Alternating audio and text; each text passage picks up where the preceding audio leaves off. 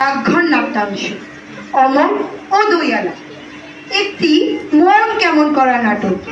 অমল সে ঘরের মধ্যে আছে বন্ধু, তার সাথে কথোপকথন হচ্ছে একজন দইয়ালা। সেই গল্পই আমরা এই নাটকে দেখব।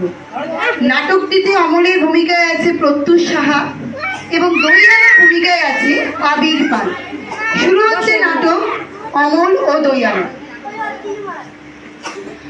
দই দই ভালো দই, দই দই ভালো দই। দইয়ালা, ও দইয়ালা, দইয়ালা, ডাকছো কেন?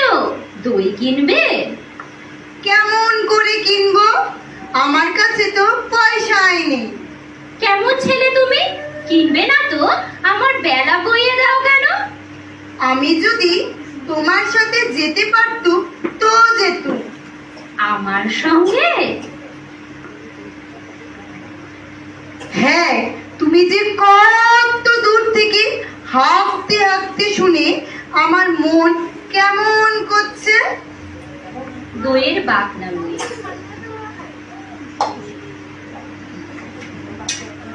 বাবা, তুমি এখানে বসে কি করছো? কবিরাজ আমাকে বেরোতে বারণ করেছে, তাই আমি এখানেই বসে থাকি। আহা বাছা, তোমার কি হয়েছে? আমি জানি না,